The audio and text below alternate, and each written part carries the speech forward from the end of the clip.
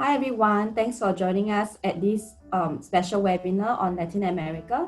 So today we have invited many speakers to share with us the various opportunities in different markets in the region. So before we begin proper, let me just run through some administrative details. So this webinar will actually be recorded and uploaded onto Agritech's YouTube channel for archival and marketing purposes. At the end of this webinar, there will also be a Q&A. You can use the Zoom Q&A function to ask questions to the panelists. Yeah. And you please also indicate your name and company so that when you ask questions, we will have more context to the questions that you're asking. Yeah. So today's agenda is pretty tight. So we have an overview of, before we begin, Agritech Executive Director will be giving an opening remarks, and then we will have Mr. Saw Keng Wai from from Crimson Logic to give an overview of the business landscape in Latin America. Then we'll have Ms. Angela Torres from LatAmCham to give some insight into the tech sector opportunities in Latin America. Then we will have various speakers covering different regions, Mario covering Mexico, Esteban covering Colombia, Aidin covering Brazil, and we'll be ending off with a panel discussion, and that's when you can also post your questions in the Q&A box. You can actually start posting questions throughout the webinar, but these questions will be addressed at the end during the panel discussion and Q&A portions. Yeah. So first up, let's welcome Mr. Yosi Kiet, Executive Director of Agritech, to give us an opening remarks, please. Mr. Yo. Okay, thank you, Ying Ying. Can you hear me? Yeah. Okay.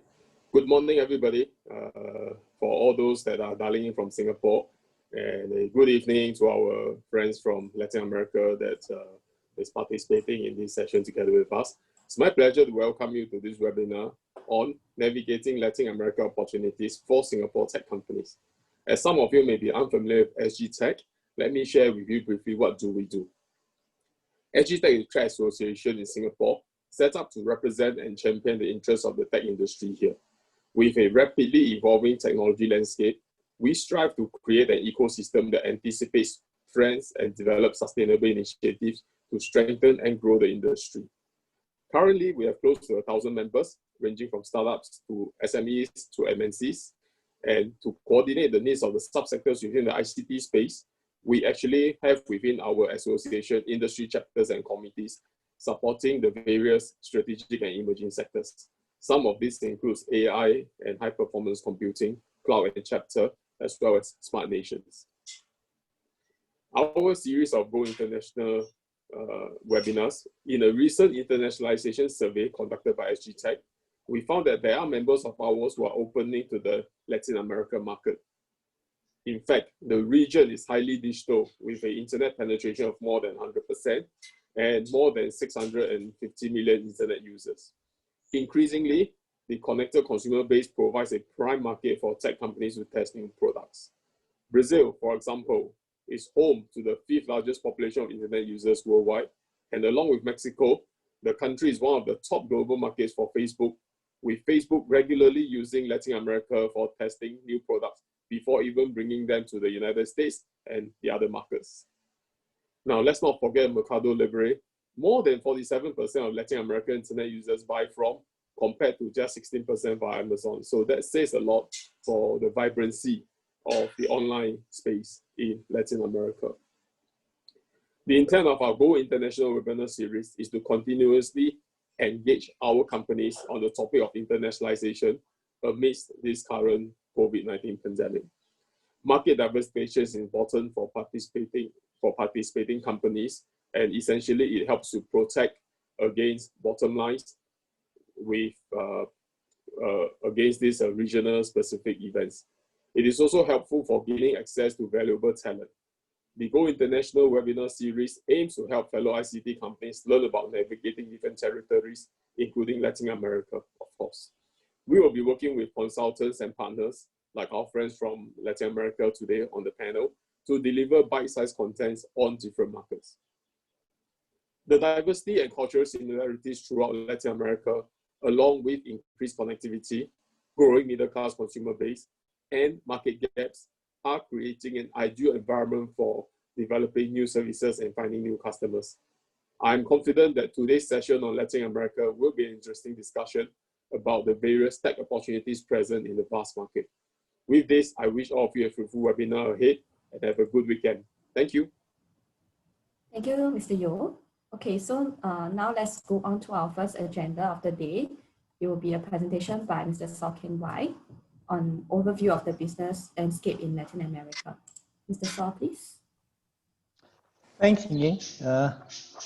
Good morning, everyone in Singapore. Buenos noches, people in Latin America. Great to have this opportunity to talk with you. And I thought rather the best way to talk about the business landscape would be to share my company's experience and how their journey in Latin America and how we've evolved there. Ying, next slide, please. So maybe let's just quickly introduce who we are and what we do. We've been around for just over 30 years. We are a company which we believe we focus strongly on driving digital transformation. I now have subsidiaries or offices in 20 countries worldwide, out of which 7 are in Latin America. I have offices in operations in Panama, Mexico, Chile, Peru, TNT, Bahamas, and Suriname. A nice widespread, and all this came about because of a good experience in Latin America.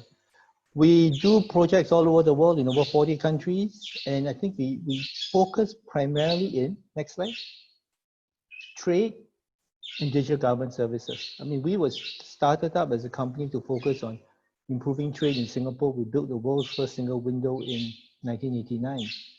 And we've taken this solution and these opportunities and brought it overseas. Next slide. So when you think about internationalization, especially for a company in Singapore, is what goes through your mind? What's important? I think you can easily reflect this in sort of known knowns, known unknowns, unknown knowns, and unknown unknowns. And the known knowns is really about we know where we have what we have. I mean the experience of Singapore, the solution, the ability to marry domain and technology, the best practices when we look at how solutions are implemented. We also know, and it's a fact, and maybe this is really could be a known unknown, is that it takes at least 28 hours to get to Latin America. I think this is one of the things that puts off a lot of Singaporeans, because a 28-hour journey, it's not easy. I've flown to TNT, taken 35 hours to get there, spent 33 hours in country and back again in 35 hours. So it's not easy. But when you think about how you grow your business there, I mean, the kind of known unknowns is the language, the culture, the business practices. You're kind of prepared. You're quite prepared for that. And I think you need to learn how to navigate and how to make sure that you don't be surprised, because you got to understand that it's a different environment. It's different from Singapore, and therefore the way things are done, the nuances may be slightly different. You need to pick it up. On the unknown knowns, I guess trust and relationship is important. And when I say unknown knowns, because you know that you have to build it, but how it rolls out, how it unfolds, it actually depends on what you put in. And the unknown unknown, I just for the fun of it, I put in, we all know the black swan in once, but I also put in politics. Because unlike Singapore, governments change in Latin America. And when governments change in Latin America, things could change differently. I mean, we have a long operation in Panama. Every term, the government changes because the country just wants a different party. So we have to learn how to navigate this constant changes and be comfortable with it. Next slide. Now here's a little bit about our history.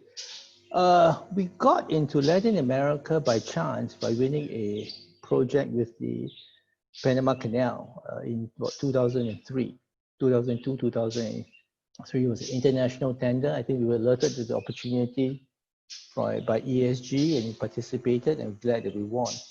Then we started there, we started looking at opportunities for implementing it. And we saw that there was an opportunity to bring some of our digital solutions from Singapore over, focusing primarily on trade. and we continue to work on it. But you see that from 2003 to 2012, we didn't do all that much. Apart from Panama Canal, the next kind of milestone was a small win with the Cologne Free Zone Authority. But by 2013, and that's where I think being in the region for almost 10 years, that we started to get a better feel for how to operate, how to sniff out opportunities. And we managed to win another big project in Trinidad and Tobago. And that sort of became our anchor. Between Trinidad and Tobago and Panama, we were able to continue to do more, win more projects, and able to then it resulted in us being able to then invest more into the region. And then things started to move a little bit more. And as you see, the last 2-3 years, that's when we started to win and started to get more wins and more opportunities with a slew of major projects. And from there, from Panama, Trinidad and Tobago, we opened operations in Chile, in Peru. We won another project in Bahamas. And then recently we won one in Suriname and St. Lucia. All very, very diverse countries, very, very exciting countries, but all wanting to use technology to improve operations, to improve transparency. And this is what my company brings to the table. And when we look at our experience in implementing all these solutions, originally we were trying to bring a lot of resources from Singapore or from my development center in India to help. But over the years too, as we got more confident with the capabilities of the people and able to train people up, we started to use more and more local resources. Next slide. And maybe this is where I trying to spend a little bit more time on really talking about the critical success factors from our point of view. I think it's always important to find a beachhead. And I was asked once, what do you do when you do business in Latin America? I said, go buy a plane ticket. I think even at times like this, I guess when we can travel, we need to go there. You need to go to Latin America. You need to go understand the country, feel it, smell the place, get comfortable with it. And from there, hopefully you'll be able to secure your first beachhead project. And to find the first beachhead project in your first instance, it's good to find a good local partner. That will help you in the navigation of the terrain. That will help you in how to work through the politics, and that will help you land seamlessly, easily. And that's what we did when we started in Panama with a local partner. When we started in Chile, we had a local partner. And invest in, when you're there, invest in the relationships. Build a relationship with people. I talked about Panama, where the government keeps change. There was a person we knew there when we first operated. He was a minister. Then his party was out of power. Now his party is back in power, and he's a minister again. So having good friends, having people you can talk to advise you, I think is important. And I think one thing Singapore companies must understand is when you go to Latin America for the business, it's not just one project. You have to be there and invest for the long term. You have to be there and be committed to the technology transfer process. Make sure that you are able to share and build people, because that will help you in your success. And that's what we did. So in the last 2 years, we started to ramp up a development center in Panama and also in TNT. The resources there are actually not bad. They're pretty talented. In Panama, the cost is not high, so it's quite easy to find good people and be able to use them to extend. And we were actually lucky. When we started operation in Panama, we didn't realize how big Copa Airlines were going to be. But as Copa Airlines grew, then it became a natural hub for us. And we moved forward. We even taken Panama Development Center and got them ISO 9001 certification. I think that's important because there's always the mark of quality. And I think this is something how we can share and improve and then gain customer confidence and localize.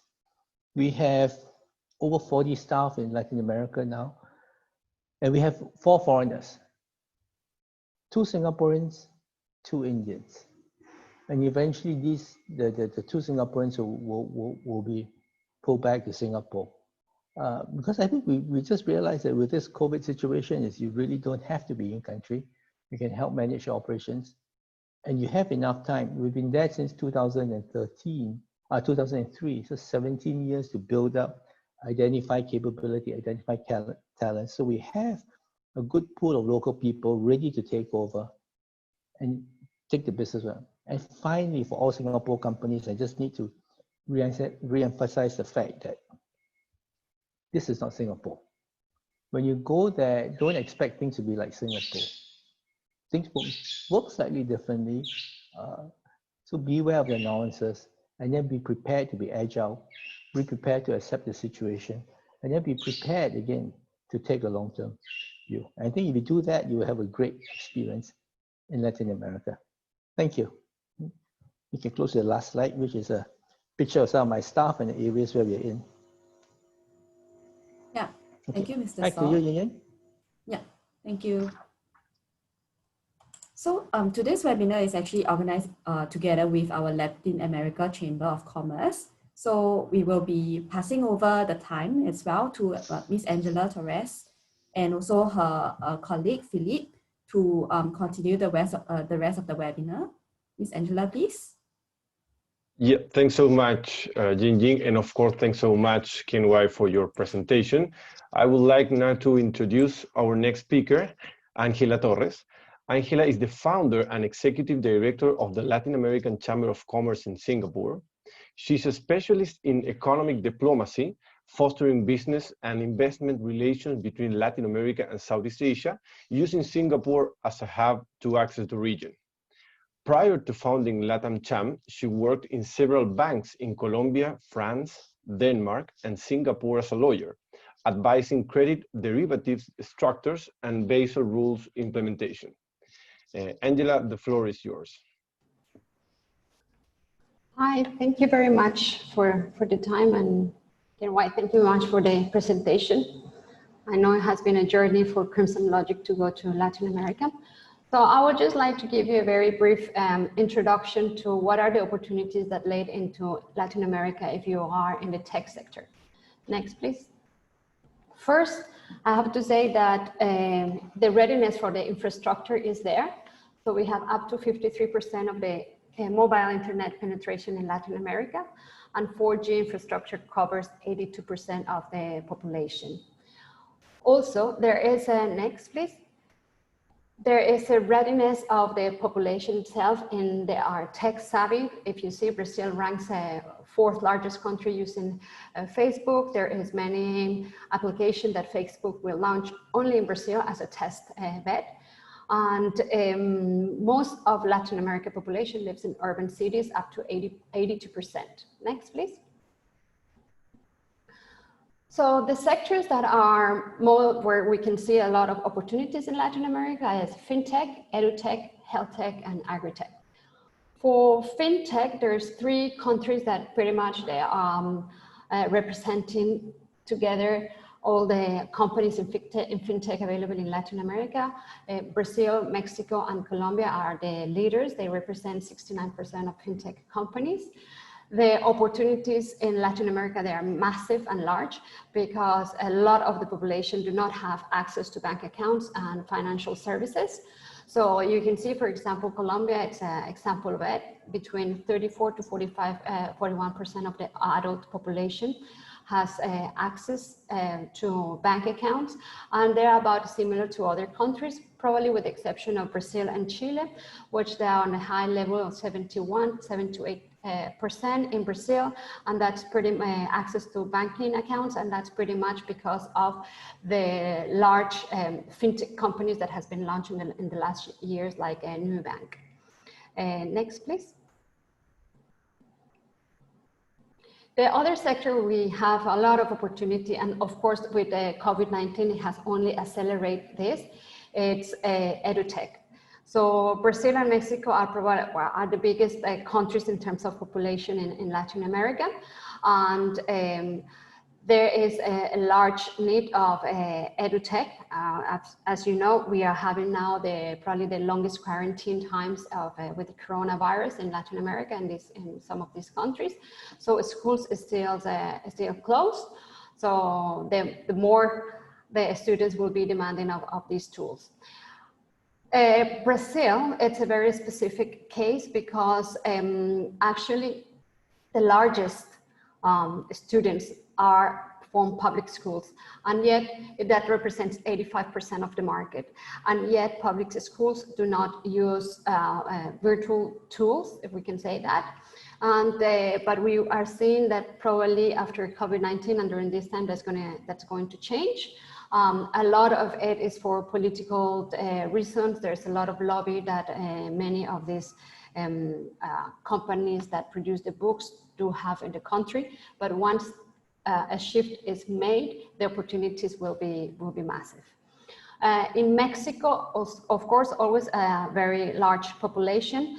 There is a very large population, very young, 45% under 25 years of age, and they are in large demand of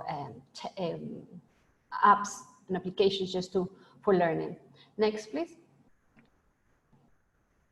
Health tech, same story. COVID-19 has just accelerated. So the countries that you see here, Brazil, Chile, Mexico, and Colombia are the ones that are more onto leading the changes. Chile has done a number of changes and adopting a lot of technology, API connecting data and service in order to provide, have more information of their people. Brazil, they are trying to use more and more all the services that are in health tech that can be from other places that not to be in the hospitals. And you can see Colombia has started to innovate in certain companies in this sector. So the opportunities is still there, but this sector continues quite new for Latin America. And next. So the last sector we will say is Agritech, and I would like to invite you to actually read the last survey done by McKinsey company, where they say that actually Brazilians in agriculture are more done to use tech than the USA counterparties. So it's a good, it's a short and a good reading to show you the readiness of this sector in terms to use Agritech. Next, please. Next slide. So there is a study that has been done by the IDB Lab, and the results of 2019, it lists 9 areas where Agritech it's becoming very used. First is for new production system, task mechanization and automatization, crop and animal protection and genetics, big data and precision agriculture, management software and information and education service to farmers. This is by large the most used one. Innovative platforms for buying and selling outsourced service and funding. Food processing, logistics and distribution technologies, innovative food products and services, and bioenergies and biomaterials. Well, we need to bear in mind that actually Latin America alone represents 60% of all non-technical agricultural exports worldwide. So that's a very large number. The countries that are leading the wave in this digital, riding this wave is Brazil and Argentina. Brazil, which represents the 51% of the Latin Agritech startups, and Argentina represents 10% of the Latin Agritech startups. So Brazil, for example, you see that most of the use are for the livestock inventory, like they will be using drones, they will be using everything that they can provide into smart data technology. And same thing for Argentina, because they have very large extensions of land. So anything that they are very already used to start using drones, capture data, manage the data, manage from their pocket. Actually, a lot of the how the crops, in terms of risk management for crops, in terms of irrigation for crops, and you have to imagine that there is a very large extension of this like for example for soybean and everything that is in Las Pampas. So the opportunities are there. There's actually a lot of companies that are not only made in Latin America, but there are many companies that are arriving from the US, from Europe and Israel to these countries and set shop to provide opportunities and look into these opportunities. So this is all for me, and our next speakers will give you a better information in each of their countries. Thanks so much, Angela, for your presentation. Now I would like to introduce our next speaker, Mario Buenrostro. Mario is partner of Oreico Network Solutions. He has more than 20 years of experience in banking. He led the Global SME Business Solutions and Alliances at Citibank, Banamex. Mario also worked in the FMCG industry with Grupo Modelo. He's an expert in business development and has advised several groups in Mexico, including Grupo Carso. Mario was founder, vice president of the Latin American Chamber of Commerce and represents LATAMCHAM from Mexico. Now, Mario, the mic is all yours. Thanks to all. When I was preparing for the presentation, given that we have 10 minutes and after seeing all the numbers that Angela just showed, I think I thought that the best way to approach, given the different industries that you are representing, is to understand first what's the country and how different is each of the regions of the country, how close is the relationship with the US, because part of the strength of Mexico is not because of its own economy, but also because of the number of Hispanics and Mexicans living in the US and the power and the GDP of that economy. And in the other hand, also the relationship within the region in terms of what we can, the leverage that we can have, and also the reach of some of the regional companies that are based in Mexico. So given that, I think it's when you see the numbers in Mexico, the thing is, even though that we have 130 million in population, the thing is that we only have 40 million former economically active, and only half of those are formal employees, have a formal employment.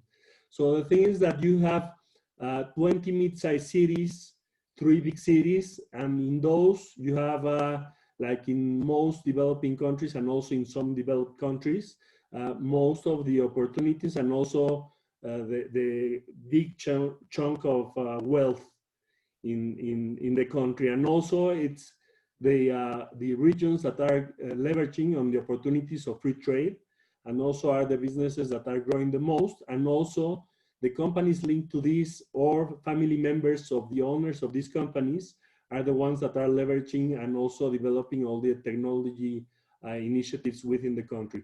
The government in this, for the last 2 years is from the left, so then we are not leveraging in them to grow the opportunities.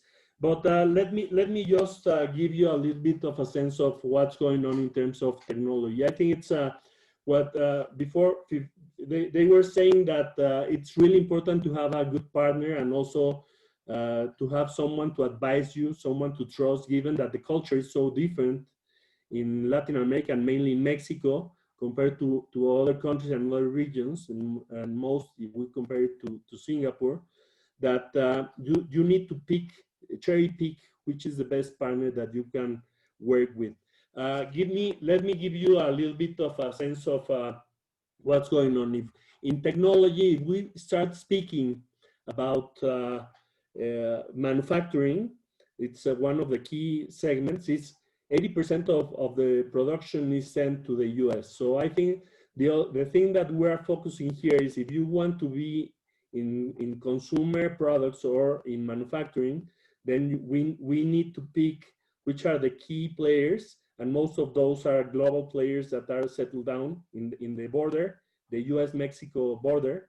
And we are focusing also in those to sell the services, the high-tech services, and other products that are needed in terms of the latest products that they are selling to the US. In the other hand, also, you have retail that is really growing in that segment. We had, for instance, last year, there's a company just close to Red Mart in Singapore that they tried to sell the company to Walmart. And actually Walmart is, the Mexico operations is huge. and it was stopped by the state because of the competitive issues. But the thing is that given the size and the opportunities in retail, what we are seeing is that we have this cross-fertilization within the US and Mexico. So what happens here in Mexico then also extrapolates to the US market, starting with the states in the frontier, Arizona, California, Florida. Then you move up to Chicago, where you have the second largest city with Mexicans also and Hispanics. And then you cross to other segments. So I think it's depending on which, if you want to sell a tech product, then it's some of these companies are some of the key players that we need to target. If one thing about IT and other opportunities in that respect, what we see is, for instance, I was advising, there's a company within Carso, Grupo Carso, as you know, Carlos Slim is one of the richest men in the world. This tech company sells around $200 million just in Mexico yearly. And the thing is that I help them develop all the strategies for for health, for the financial vertical, for smart cities, for education, and for fintech also. And the thing what we are seeing there is that given the reach of these huge companies, Carso has 280 million customers in Latin America. It's once you settle down with them, you can reach some of these markets in alliances with them, and it's quite easy also to work once it's settled. It takes long; you need to be patient, but after you have all the infrastructure and you become a trusted partner, then you have the reach in the market. And this same happens with the biggest companies, and Mexico is not the exception. For instance, we have InBev in Mexico. It manages from Peru to Mexico, and they are investing heavily in technology and also in fintechs and in other startups. And they have a 70 million fund for startups in equity, so that you can develop some of those markets, and many of the solutions that they are requiring are already in place in Asia and in Singapore. So if you want to speak about also, for instance, Grupo Bimbo is the largest bread manufacturer in America, not only in Mexico, in the US and also in the rest of the Americas. So they are also having these sandbox efforts, and they are developing and helping develop other companies that target their markets, just as InBev is doing, just as Cinépolis, that is one of the third largest cinema chains. They are doing exactly the same. So you have a lot of opportunities within the big companies, and also some of the other components that the other components that are quite relevant at this point in time is the mid-sized companies that represent 15,000 companies in Mexico, and that those families are the ones that are developing also the tech industry. So it depends in the segment that you want to partner with, and also on the reach that you want to have. If it's local for Latin America, and all the biggest technology companies, what we are seeing is they start in Brazil, in Colombia, in Mexico, or in Chile, or any other country, and then they start multiplying in the rest of the countries to have scale and become unicorns. So the thing is that you need to pick which is the first country do you want to tackle, depending on the solution and the products that you want to offer, and then you need to push forward in that direction to expand to the rest of the region. So that's a little bit of what's happening in my own experience. I started a company last year with Carso. Now it's running. We have German partners, and it's already in place in Mexico, and we are expanding to the rest of Latin America, and also starting a new challenger bank with an open banking platform that we made an alliance also with a current one of the banks that we have here in Mexico. And you need to understand also that in terms of fintechs in Mexico, there are only 50 banks. There are no more licensed banks because they consolidated in the past. So the thing is that the opportunities that the fintechs have, given not only the size of the country, but also the unbanked segments and also the remittances that are coming from the US, is huge. But again, we are catching up on what Brazil has done, and we are lagging maybe 1 or 2 years in terms of those markets. That's why you don't see these big unicorns in Mexico. But there we already have the ecosystem, and venture capitals just like SoftBank or Y Combinator has just started the last 3 years investing in Mexico, and this has increased the volume of companies that are developing and also making partnership with other markets. So I think that's a part of what's relevant, and maybe you don't hear or you cannot read in or find in internet or in many of the research that you will find. But I think it's key to find the right partner, as previously it was said in the presentation. I don't know if anyone has any question. Thanks so much, Mario. I think the question last comment also. So sorry, there's also a talent issue in terms of making your decision on where you're going to sell or invest. And in terms of the case of Mexico, we are also seeing lots of Argentinians coming that are highly educated to develop some of the businesses that they started in Argentina or start their own businesses here in Mexico, because the opportunities and the ecosystem is much more bigger than what used to be before. And also the ecosystem has grown so that you can also access to the American markets. And just as in Singapore, many of the companies are based, we settle the companies in the US.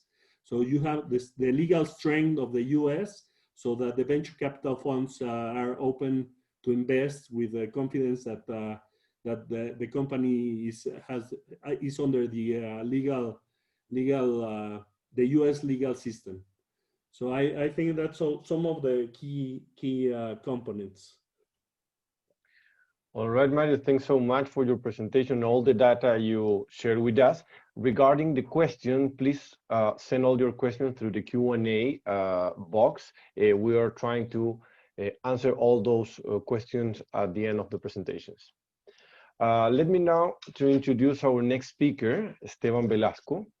Esteban is the CEO and co-founder of Simply, a Colombian top fintech in lending. He has a long career in venture capitals. Back in 2005, he managed the first VC found in Colombia. In addition, in 2012, he co-founded Bellum Inverlink VC. Esteban, the floor is now yours.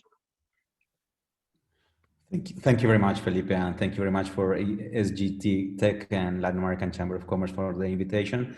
And I wanted to present, of course, not only Colombia, but opportunities that you can find on the digital ecosystem in our country, given the fact that this is the background that I have. And of course, there are a lot of opportunities, but I think this is a very important issue to highlight. So first of all, Colombia, for you who don't know, Colombia is a 50 million population country, and it is the 28th largest country in the world and the 3rd largest in Latin America. And actually is the 2nd largest when you take a Spanish-speaking country. And I'm sure my further colleague will speak more about Brazil, but for us, even Brazil is a complete different, not country, but continent. So you could say that Colombia has a very interesting position in terms of Spanish-speaking country. And regarding also that there are about 5 million Colombians that live abroad, such as Angela here and Felipe. Colombia is a top growing economy. If you look at LATAM, perhaps you could see that Peru has been very consistent in terms of growth. All numbers, of course, before the pandemic, but Colombia has been growing at a 5 to 6% rate on an annual basis. And that has given us the position to be a very stable country in terms of macroeconomics, because of inflation, because of the interest rates, and also because of the growth that we have had. And that has given us the opportunity to see a middle class that is growing a lot, and which has a very interesting purchase power that normally wouldn't be the case a couple of decades ago. And it's important also to consider that not only the country is interesting in terms of population, but also in terms of the size of small businesses. Normally, you could see that in Colombia, we have around 2.5 million small businesses. About 60% are formal small business. Pretty much what Mario told us in terms of what you see in Mexico. And the important thing here is that is the impact that SMBs or small businesses have in the economy, which is about 40% of the GDP, 60% of employment, and in terms of numbers of companies, it is almost 99%. And one very interesting thing that you could highlight also about Colombia is that we are moving towards a service-oriented country. Some decades ago, you could see that agribusiness or oil and mining was very important or relevant, but nowadays you can see that services is about 40% of total GDP. And that is also because of financial services, which actually is about 25%. And it is important also to highlight that fintech is also an area where you can see a lot of opportunities because of the size of finance opportunities here. And a couple of other issues that you can see in Colombia is the importance of the geography here.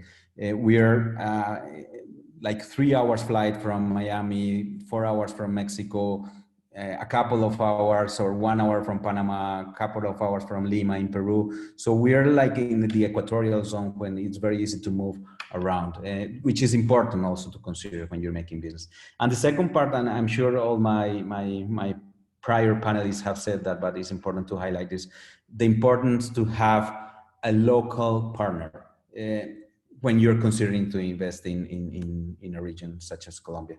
Jinjin, could you please move to the next one? And when I was preparing this presentation, I called my best friend, who actually works for the ProColombia, the investment agency that promotes investing, of course, in abroad.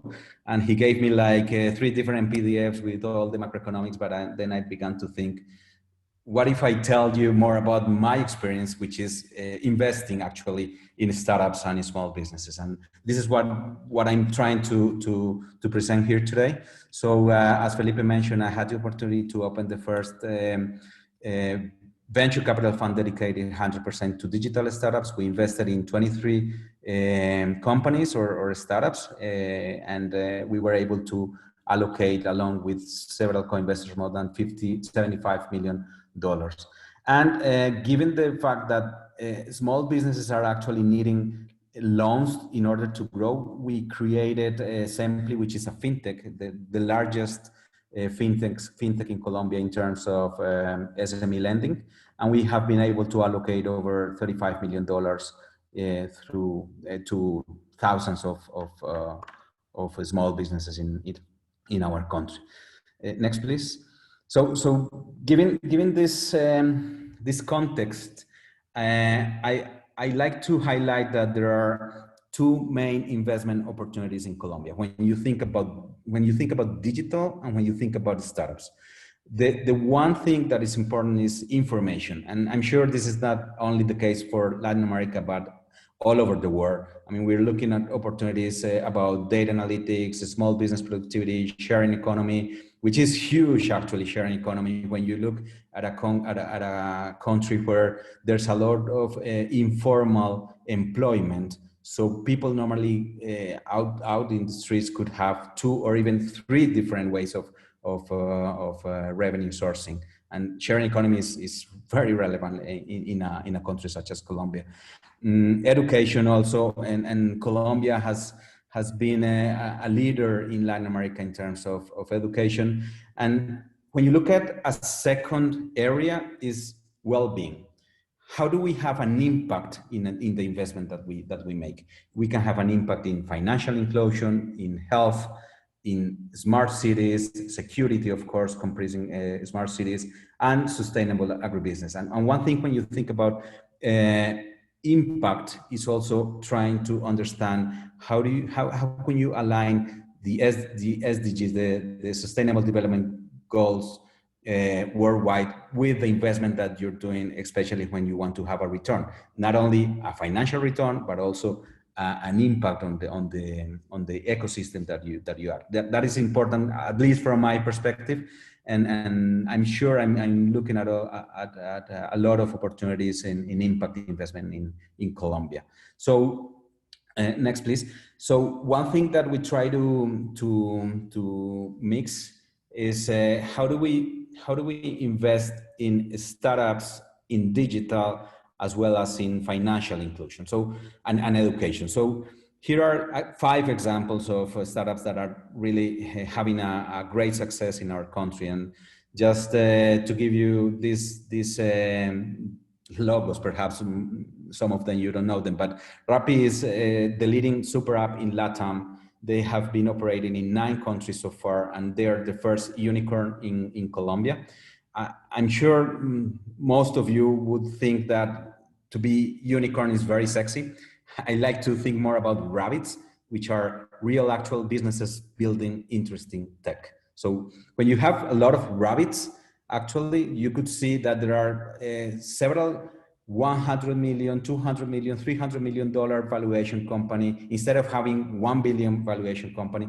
But of course, this is important to have when you have a portfolio of startups. And so the other one is Merceo, which is actually the #1 online grocery market in Colombia.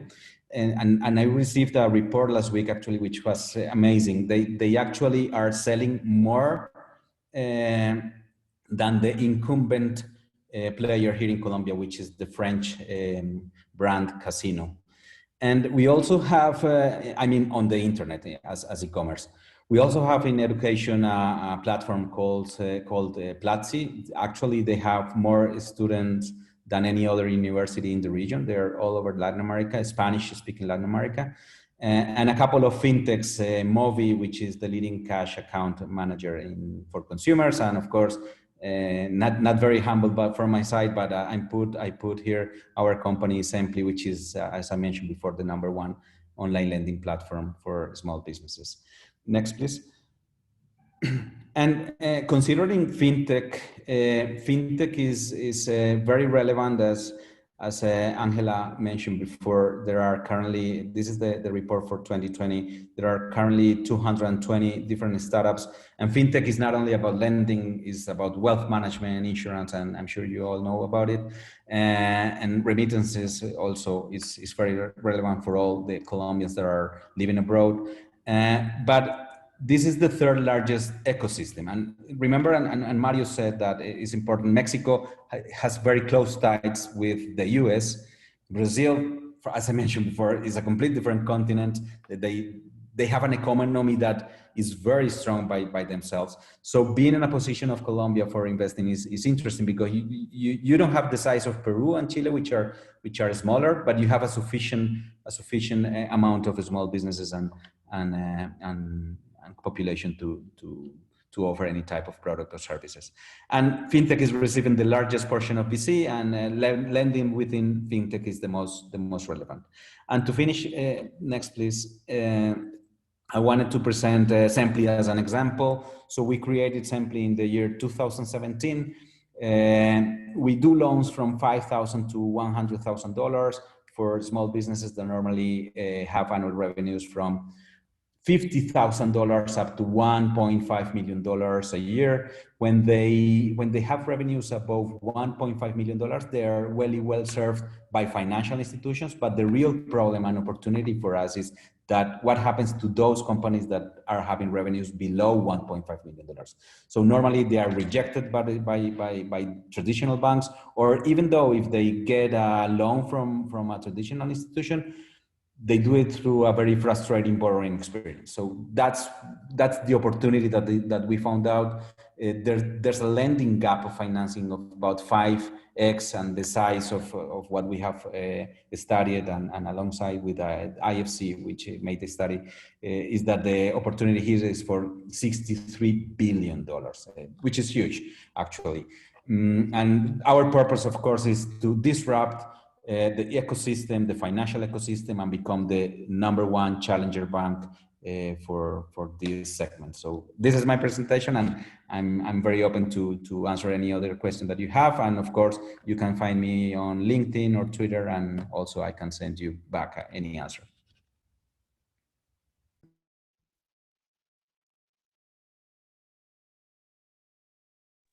So sorry, I was muted. Thanks so much, Esteban, for your great presentation.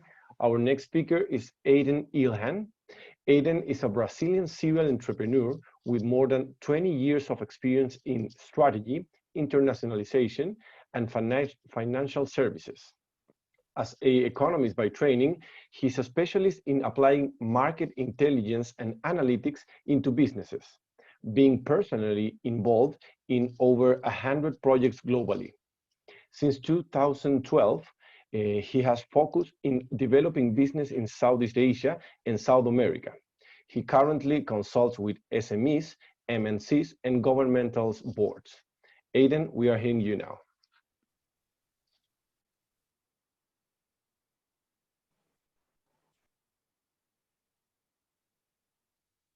Aiden, I think you are muted because we cannot hear you. Thank you so much, Philip, for your kind introduction, and also for the invitation to speak at this seminar from Agritech and Latin America Chamber of Commerce in Singapore. So I'll be talking about Brazil, and the opportunities mainly focus on the tech sector, okay? And to provide you a background about Brazil, I'm bringing some numbers about the population, about the GDP, the economy. So Brazil, if you look at the different perspectives, you know, Brazil is definitely a huge country, and from any angle that you look at, you may find opportunities, because as Esteban and Mario, they just mentioned, Brazil can be considered like as a separate continent in Americas, because it's huge, it's big, and it's also slightly different than the other countries in terms of the language and in terms of the land size. So if you, on the left side, if you take a look at the population of Brazil, so we are pretty much one of the biggest countries in population in the world, the largest country in Latin America. And the interesting point is that our urban population is quite huge. So this means that everything that you do in Brazil can spread very quickly, because the way the trends, they spread out are quite fast, because people mainly live in cities. And on the right side, you can confirm the economic relevance of Brazil. So Brazil is not only big because of the population, but the economy is quite mature. It's still considered an emerging economy. And the per capita, the consumer power per capita income here is considered quite relevant also. This is the average in Brazil, $8.7 thousand per capita per year. So if you compare Brazil with a similar country in Southeast Asia in terms of population, so Indonesia, for example, so our per capita income in Brazil is more than double than we have in Indonesia. And if you focus on the big states, the ones that have stronger economy, like São Paulo, Belo Horizonte, Rio de Janeiro, the consumer power is much higher. So second slide, please. So this means that any opportunity that you focus on the consumer market is quite relevant. And if you angle the entry in the right direction, you can always bite your share in the market, and you can always grow very fast. The other reason why the newcomers, they can perform very nicely in Brazil is that the services sector is quite mature. So if you take a look at this slide, so you can check that, you know, transport, F&B, health, within the expenditures that are more relevant, service is always there. It's always on the top 5, top 10, with a huge stake of the expenditure of the population. And on the right side, if you take if you look at how the economy is segmented in terms of the three main sectors, services takes the biggest stake. So this is quite a high percentage compared to even developed economies. And the reason why services is so strong is that there are so many things that the government is not doing well in Brazil that the population needs to rely on the private sector to complement what they have in terms of education, in terms of health, in terms of transportation. So angling Brazil from the consumer market, angling Brazil from services, it can be quite powerful. And obviously, as I mentioned, there are opportunities in many other sectors. Almost any sector you think about Brazil will pose opportunities. But these sectors are the ones that are growing very, very fast for the tech companies. Next slide, please. The other reason why Brazil presents a very good opportunity for international investors and for newcomers from overseas is because Brazil is getting cheap now. So if you take a look on the left chart, this is the ratio, the currency rate between US dollar and Brazil. So 10 years ago, with $1, you could buy 1.7 Brazilian reais. And now, just yesterday, with $1, you buy 5.24 Brazilian reais. This means that Brazil is getting almost 3 times cheaper comparing to what we saw 10 years ago. And the expectation, once we fix the political issues and we overcome the pandemic, is that this currency rate will go down. So going into the market now as an investor or as a company that is investing to come in and to explore the market can be quite cost effective. And most likely the companies will not be able to enter the market at a so cheap rates than the moment now. And if you take a look at the foreign investment and the investments in technology, there are lots of Chinese companies bringing investments to Brazil and acquiring and investing in the local companies, the technology companies, also bringing their business from overseas to Brazil. Xiaomi, Huawei, they are examples, they are Alipay, Alibaba, so they are very, very keen about Brazil. And the local companies are also receiving money from big investment funds like Sequoia, SoftBank, and in today's startups that we have in Brazil. I will be talking more about startups in a few minutes. On the right side, you can see that the interest rates in Brazil are going very low. So which means that the cost of opportunity is also not so high. So, and there's a huge money flow coming from the low risk investments, which is basically the bonds and from the government that used to pay 12–14% a year free of risk to the real economy. So the stocks market is getting a lot of money. So many companies now are going to be listing in the last few months, even during the pandemic, which is quite surprising for what we see in Brazil. And also a lot of money coming to startups and a lot of money coming to more sophisticated and more diversified investments. So, and this means huge opportunities for fintech because Brazilians are not so well educated for investments, and the fintechs are filling the space for education and also for lending and payments in many different areas. I'll be exploring fintech later. So next, please. So to summarize, you have a lot of opportunities in many sectors, but then you have consumer market as one of the highlights, and then we have services as another of the highlights. And in terms of the entire ecosystem for technology, the ecosystem is quite well developed, it's quite mature, and it's growing really, really fast. If you take a look at the ecosystem 4 years ago and now, it's huge, the difference.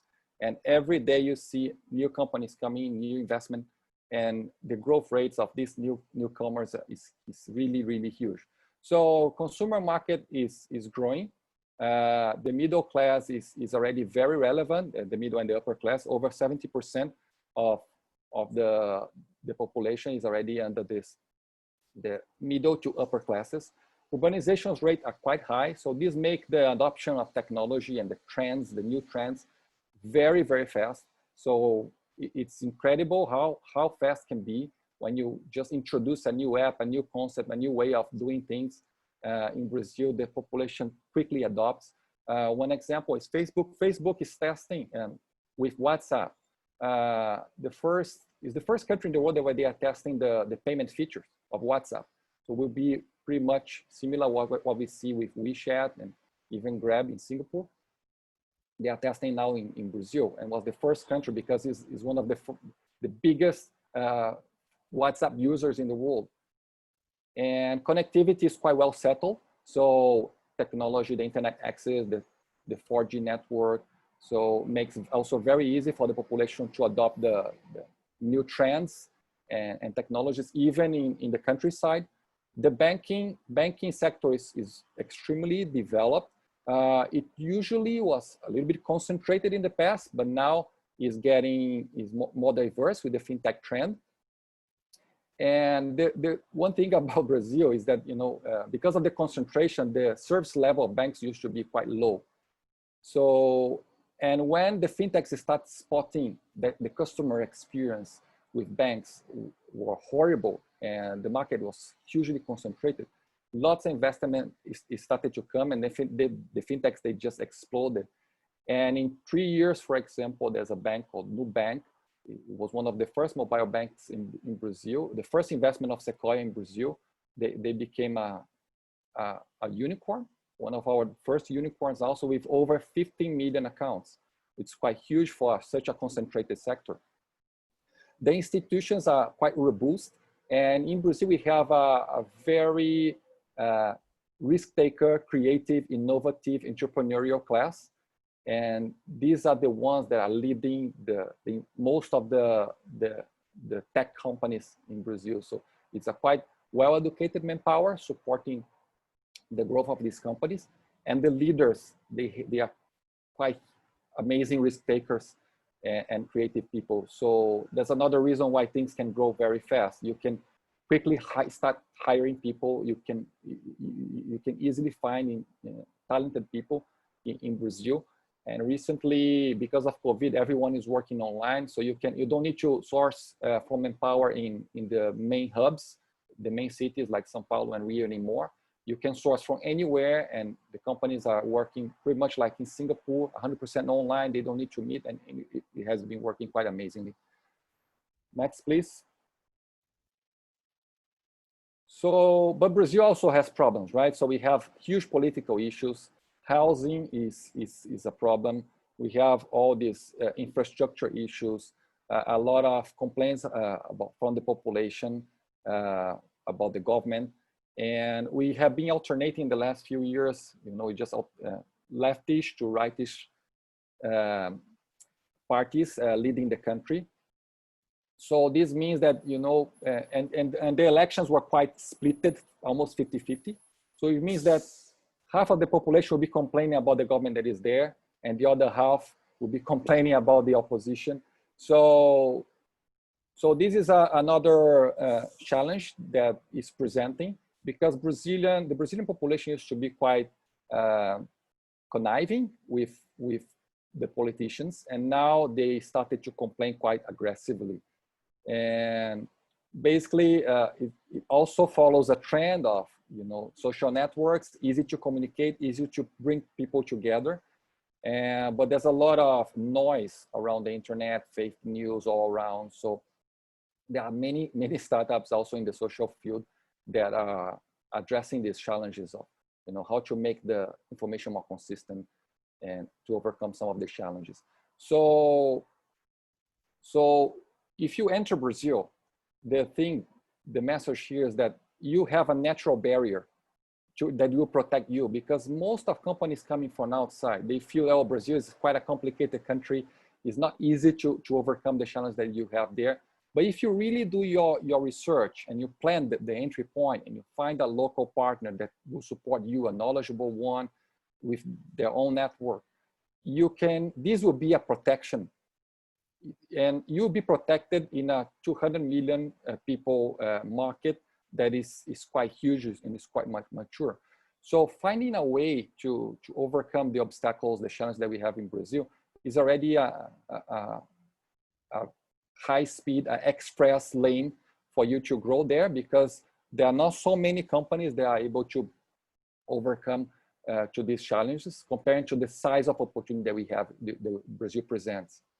So maybe it's not so easy at the beginning, but once you overcome and you find your path to grow in Brazil, you naturally have a competitive advantage. Next slide, please. Let me share a little bit about some of the sectors in tech that I feel they are growing more. So these are definitely the two that are growing very, very fast. Fintech is the diamond in Brazil now, because we have so many unicorns already, and the growth rates of these companies are huge, and all of them getting investments from the local private equity, VC firms, banks in Brazil, and also from the overseas players. So Nubank is one of the examples that I just mentioned. One of the first mobile banks in Brazil, first investment from Sequoia, already the unicorn, the first fintech unicorn. We have e-banks, this company is in payments. PagSeguro, they are also in payments. They started under internet portal, which is called UOL, Universo Online in Brazil, which was similar to AOL in US. Is the biggest information portal, internet portal in Brazil, and they developed the payment solution, and now the payment solution is becoming a bank, and is much bigger than the portal itself. Stone is another fintech company that is a unicorn, Neon, and we have a couple of mobile banks. They already got acquired by the biggest banks, because the biggest banks in Brazil, we have about 5. They work quite traditionally, so they cannot go so fast. But all the big conglomerates in Brazil, they are aware about the internet trend, the innovation speed of the newcomers. So they quickly acquire someone, and all the banks, all the telcos, all the big conglomerates, they have their own labs, accelerators. And now they are setting up even the directors, bringing directors and executive teams to run the innovation areas, the innovation departments. So the link from the tech environment, the startup ecosystem, and the big conglomerates in Brazil, the billionaire groups, is getting very, very strong. And this just confirms the opportunity that you have. And finding a local partner that is already a extremely relevant conglomerate in Brazil is not so difficult, because Brazil needs the knowledge from overseas. So if the value proposition and the angle to enter is correct, and you are able to do your research, plan, and connect with the right people, you can really secure an agreement with a huge, huge corporation in Brazil. The second sector in tech that I want to highlight is services. So we have food delivery, we have transportation, similar to what we have in Grab. But we also have companies that are more linked to real estate and lifestyle. Gympass, Quinto Andar is in real estate to manage offices and meeting rooms. And then Loft, similar. We have companies in law tech.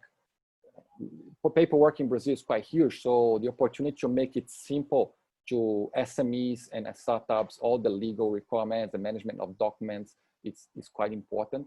And there's another opportunity in this sense even for the fintechs, because if you are able to gather information for quick credit analysis for the banks, is quite, and do all the checks that we have in the bureaucracies in Brazil, the opportunity is quite huge.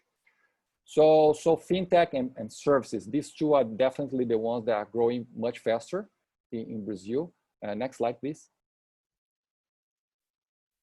And edtech, interestingly, edtech is the sector with highest number of startups in Brazil, over 360 startups. But this sector has only one unicorn, which is Arco, and all the other companies, they they are growing quite fast. As I mentioned, Brazil is not well served by the government on the education side, and in health is similar. But there are so this brings a lot of opportunities for private institutions, and these private institutions, they are embracing technology quite quickly. And now COVID is definitely the game changer.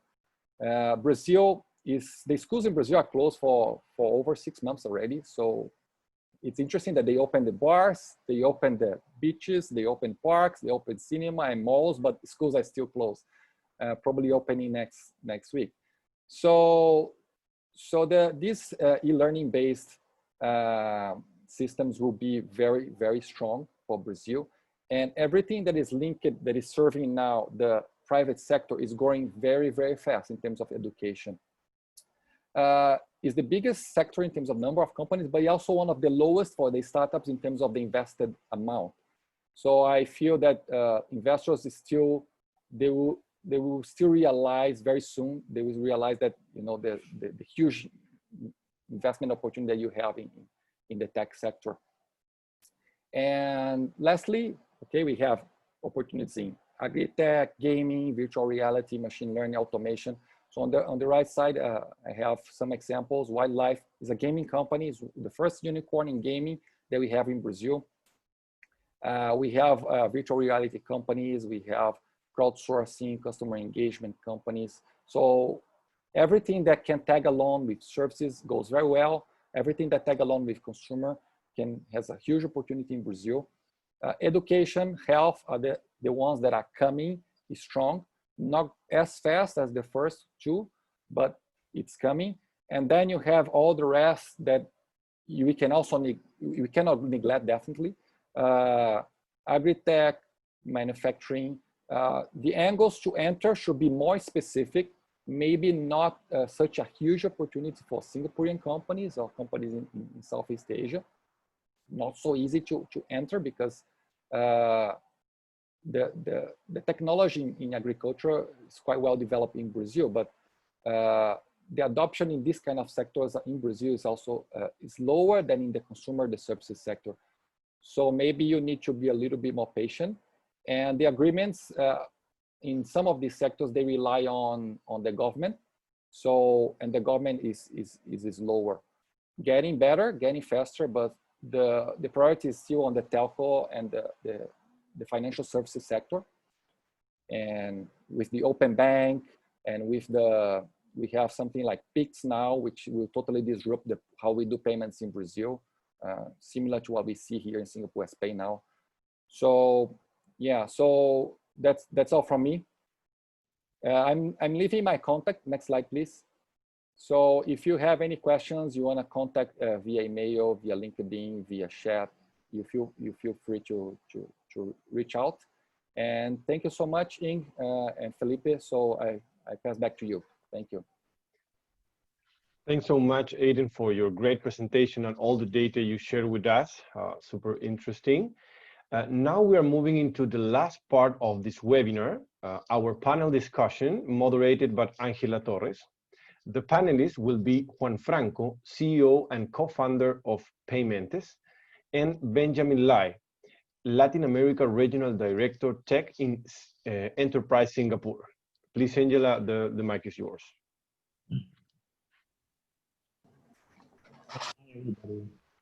Okay, so we have Juan here and we have Benjamin. So I hope that the information so far has been useful and helpful for many of the tech companies here in Singapore that are listening to us. I have received a lot of LinkedIn contacts and comments, so I think that there is a good engagement, and I'm sure most of the speakers are receiving the same. So I would like to start with asking some questions to Benjamin. Benjamin has been already more than 2 years living in Singapore. So he is, of course, a Singaporean from Enterprise Singapore. And he has been given this very challenging task of inviting companies from Singapore to open and discover Latin America. So Benjamin, my first question will be, what are the most common misconceptions, in your opinion, that Singapore companies will have about Latin America? And how would they overcome them?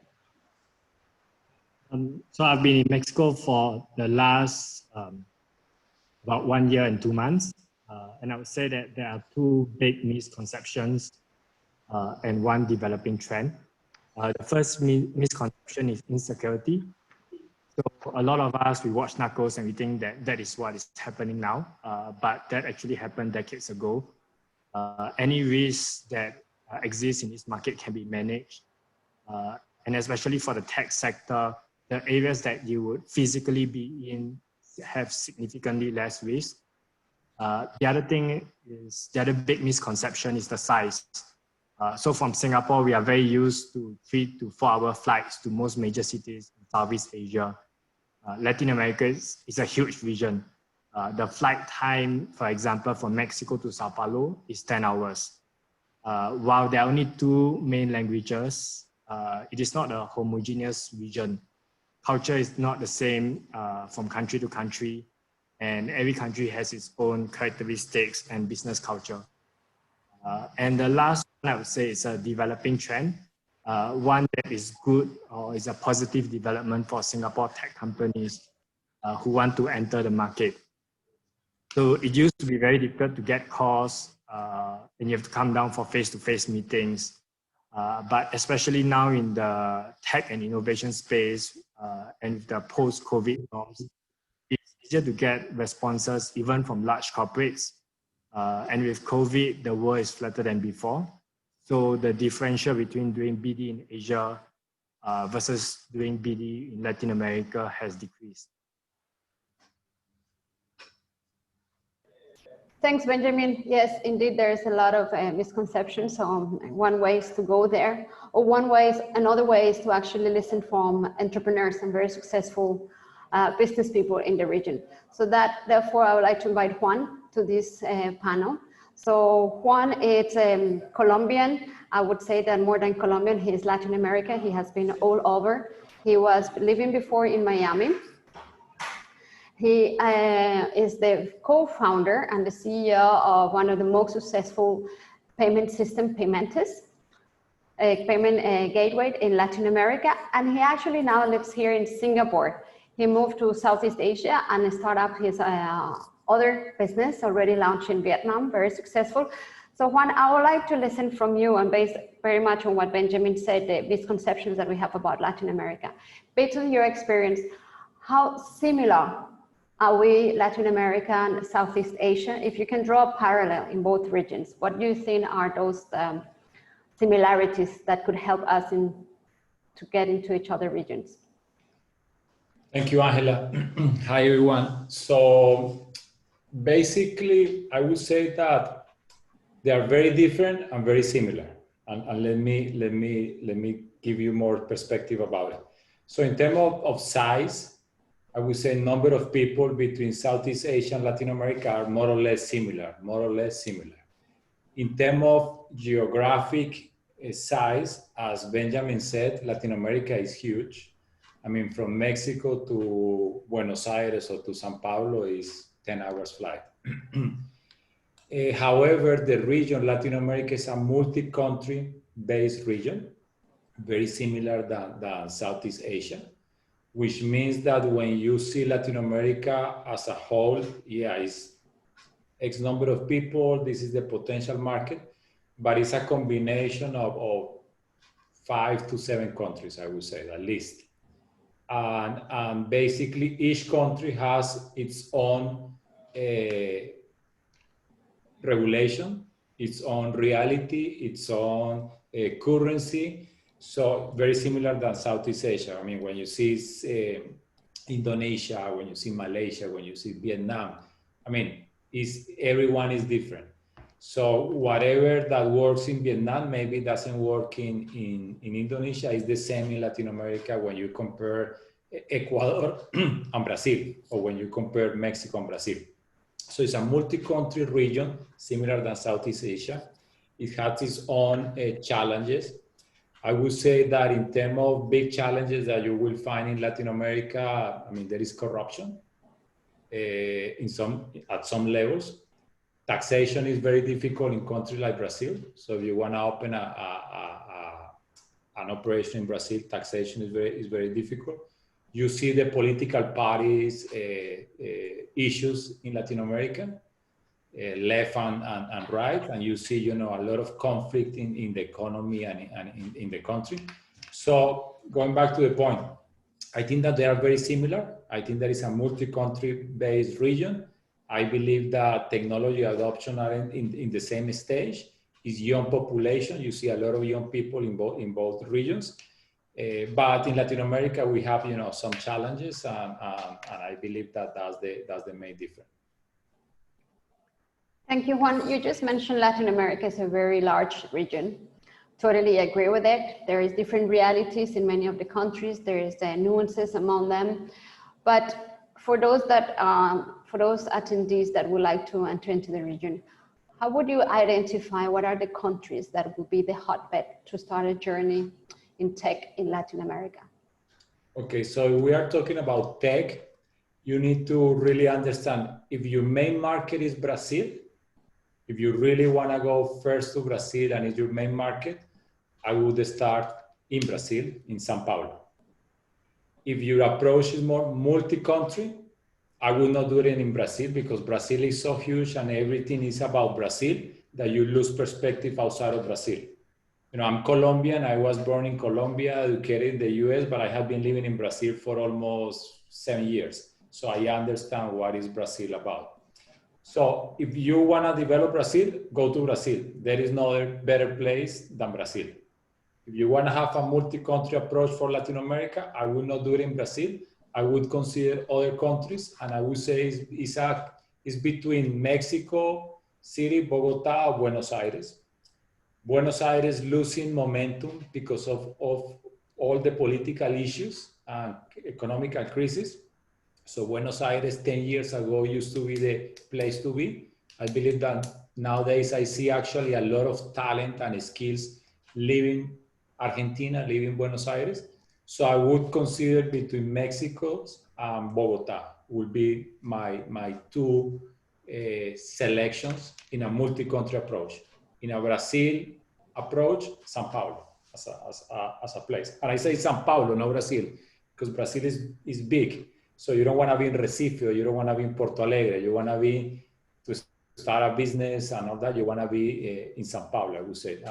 I love Rio for vacation, but not for business. So I would prefer São Paulo. Thank you. We all love Rio for vacation. I'm sure of that. Benjamin, you have been based in Mexico. Your other colleagues are based in Brazil. So what is your advice for tech companies when they want to venture into Latin America? How do you see opportunities for them there? What are the low-hanging fruits?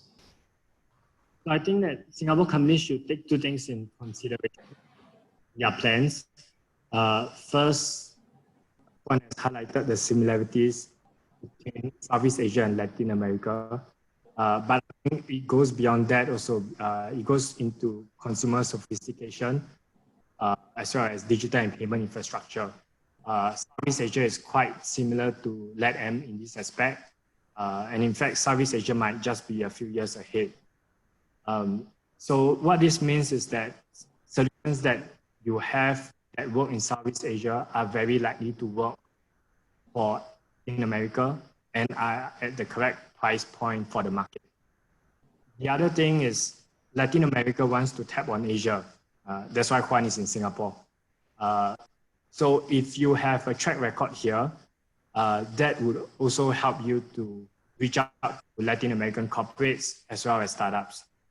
So if you keep these two things in mind, Singapore companies should really seek to tap on LAC partners as a go-to-market strategy. So first thing you do is you have a track record in Singapore or Southeast Asia. Second, you work with local multipliers, such as innovation scouts. So for example, in Mexico, we have Blue Box.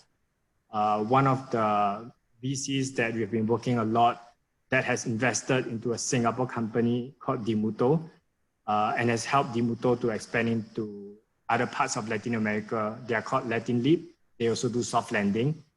And the last one would be system integrators such as Q Networks, Carvajal, Sonda, Stefanini.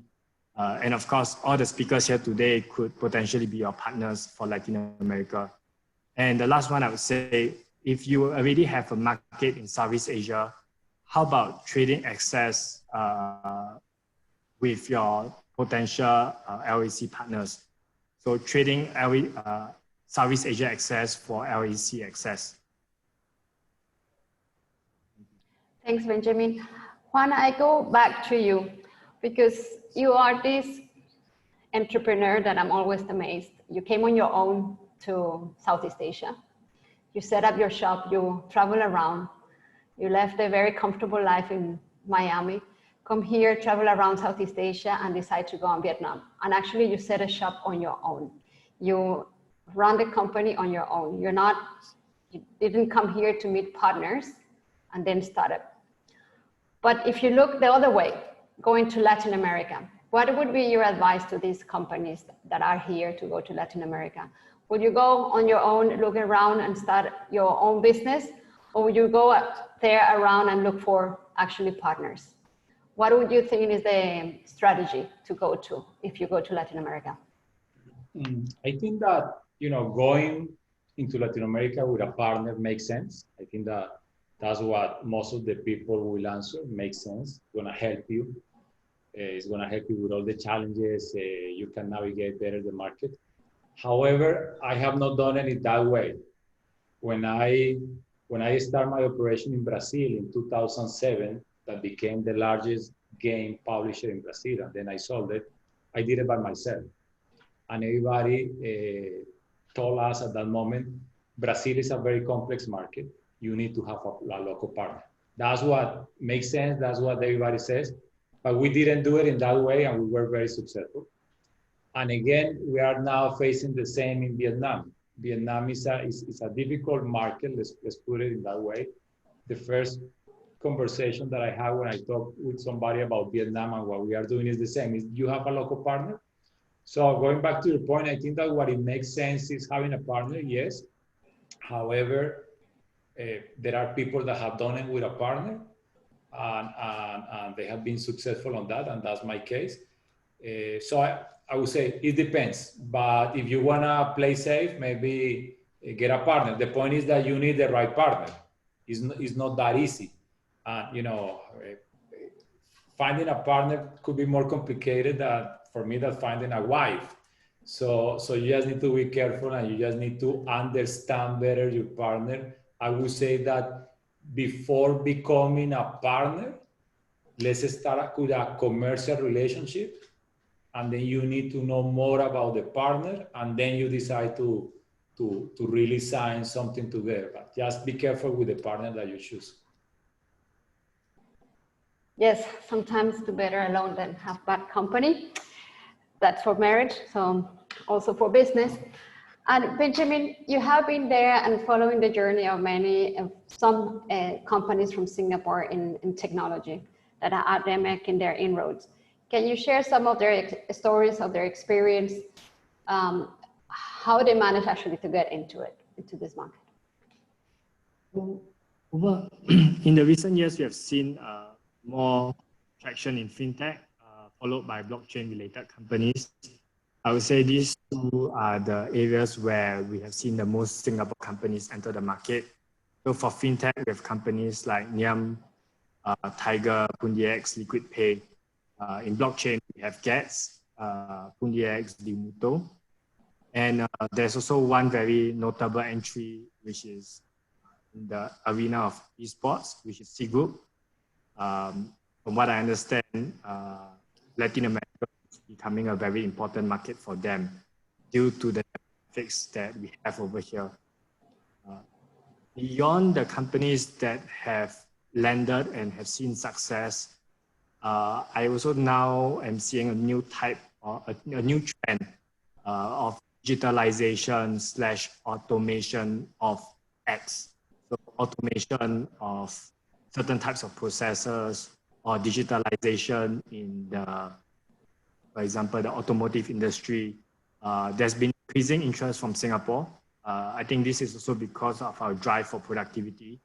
But because of COVID, a lot of companies realize that they not depend that much on manpower anymore, and they are looking to digitalize or automate a lot of their processes.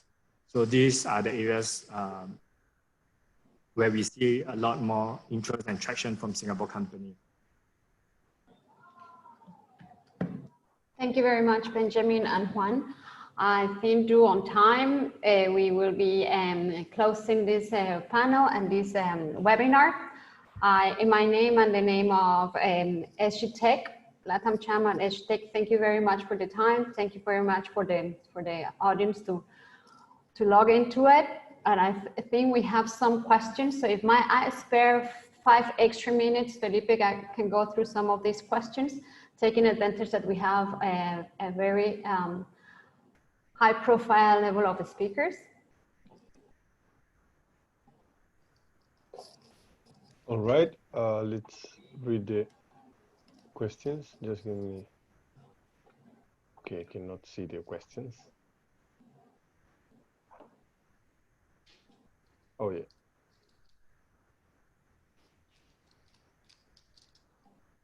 So I will start here. We have some here in terms of Agritech, which is from Alan Lane from Profile Print.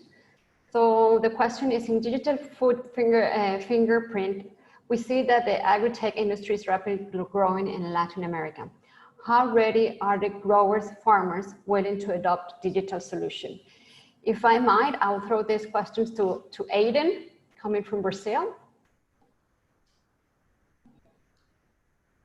Thank you, Angela. So in Brazil, most of the technology adoption, the quick one, is made by the big conglomerates.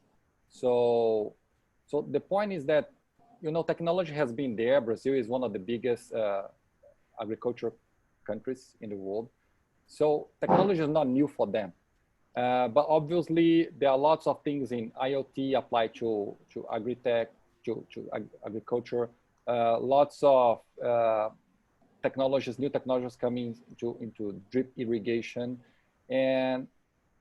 but these opportunities, they are not so easy to target because you may need to negotiate with huge institutions, and these huge institutions in Brazil, they may want to rely on the existing partners that they already have, or they may want to develop everything internally.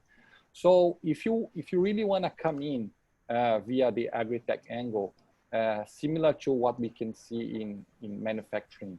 So you need to come with a very strong competitive advantage, and you bring in this competitive advantage, you spot the correct partner for you to export the market. It needs to be someone that is already well positioned, already well connected, and with the network, is already serving the industry. Otherwise, it will take too long to grow in the market.